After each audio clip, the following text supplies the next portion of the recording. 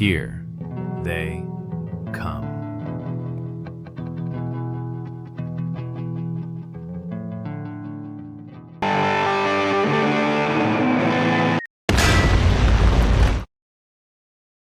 So we've been talking about how we are in the end times spoken of in the book of Revelation. This is basically a time of change and transition to a new type of Earth. But as part of this transition, beings that are not from Earth will try to take advantage of vulnerable humans. Anyway, I told you I would give you the receipts about the presence of the invaders. So let's take a look.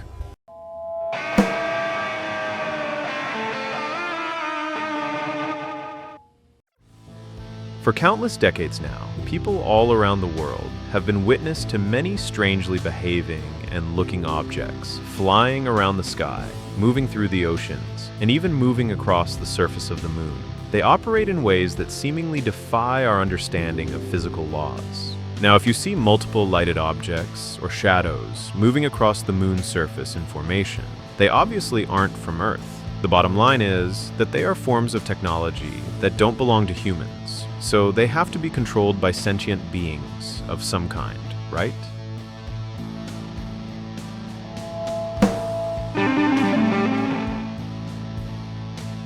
These cave paintings were found in areas of the world that are separated by thousands of miles, oceans, and mountains, and yet they seem to each be describing the same strange-looking alien-like beings, which kind of sounds like each group of humans was visited individually by those beings.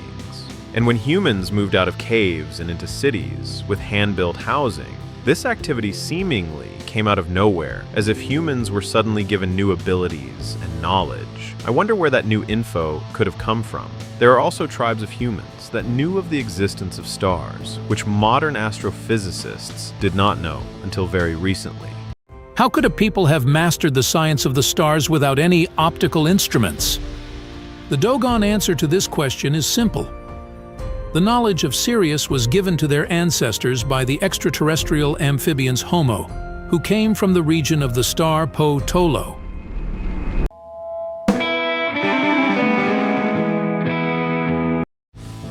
There are writings within the Bible which speak of events that appear to include non-earthly beings interacting with the locals. One example of this is the Ezekiel encounter, where he described the object he encountered as consisting of intersecting metallic wheels covered in eyes. Then there were also the people in the Jewish exodus from Egypt who had nourishment supplied to them in the form of manna, which was apparently dropped to them from objects that were flying in the sky. Ever wondered if aliens are mentioned in the Bible? The Bible doesn't explicitly mention extraterrestrial beings or aliens as we think of them today. However, some passages have sparked curiosity and speculation. For example, Ezekiel's vision of wheels within wheels in Ezekiel 1 has been interpreted by some as a possible encounter with alien spacecraft. And let's not forget the burning bush that spoke to Moses and handed him the first few books of the Bible. So let me just say this: the Creator doesn't hand down user manuals to young societies. He sends people like me who are a bit more spiritually advanced, come here to serve as role models and to clear up misunderstandings of God's plan and His desires. So I, unlike your current president, am here to work for you.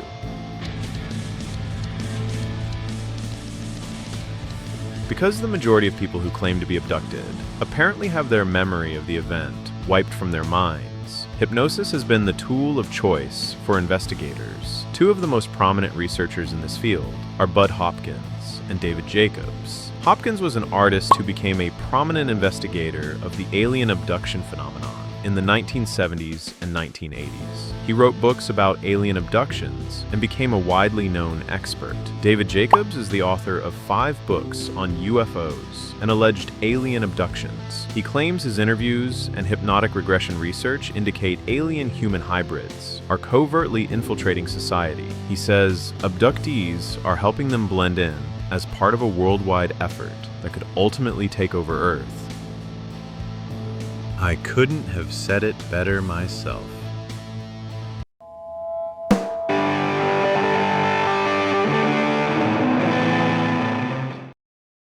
Controversial foot surgeon Dr. Roger Lear began removing alleged alien implants from people's bodies in 1995. The objects that were removed from the alleged abductees were found to have some very strange properties, including emission of electromagnetic radiation and the fact that the object caused no inflammatory response in the victims' bodies, which is exceedingly rare. The insertion of implants is something often mentioned by abductees because they say it is a very painful procedure and that it sticks with them even through possible attempts at wiping the experience from the victim's memory. The implants are used for various purposes, including storing medical history, monitoring abductee status, and controlling their actions. Good times, eh? Some researchers believe they could be tracking devices, while others argue they might serve a more sinister purpose. What's fascinating is the consistency in descriptions from different individuals across the globe.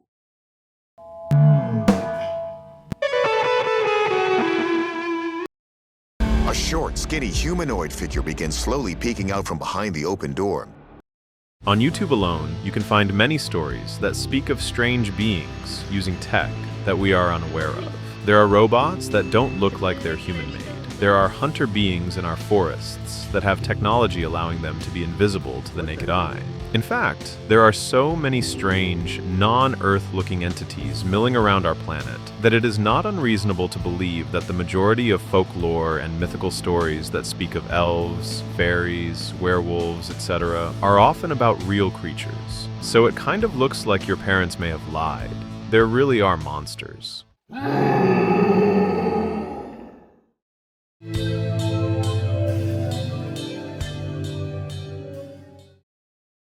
My testimony is based on information I've been given by individuals with a long-standing track record of legitimacy and service to this country, many of whom also have shared compelling evidence in the form of photography, official documentation, and classified oral testimony to myself and my various colleagues. Finally, we have to talk about the recent disclosures by government whistleblowers. Several government officials have spilled the tea about the things they've seen. Military pilots spoke about their encounters with anomalous objects at air and sea, often including video taken directly from the jet's onboard camera. David Grush was a military officer who was in a position to hear reports from his peers about the retrieval of crashed alien ships. He described in a congressional hearing the hardware and the non-human bodies that were recovered. Eventually, after multiple failed promises by the government to release everything it knows, the feds did finally release several batches of UFO/UAP videos that were previously classified. However, they did not even come close to explaining everything they know about the invaders and the government's relationship with them. So there you go. Earth has an alien problem. They have infested this planet like termites. And you guys have a ton of circumstantial evidence, multiple eyewitnesses, and even surveillance footage. So come on, man, let's end this charade. There is absolutely no way that Earth is not being invaded. Open your eyes, people. A lot of you are in denial. And I don't blame you. It's freaking scary. But once this threat is gone, we will have peace for hundreds of years. Unfortunately for humans, the aliens aren't here to help. But it is part of the Creator's lesson plan for humans at this stage of development.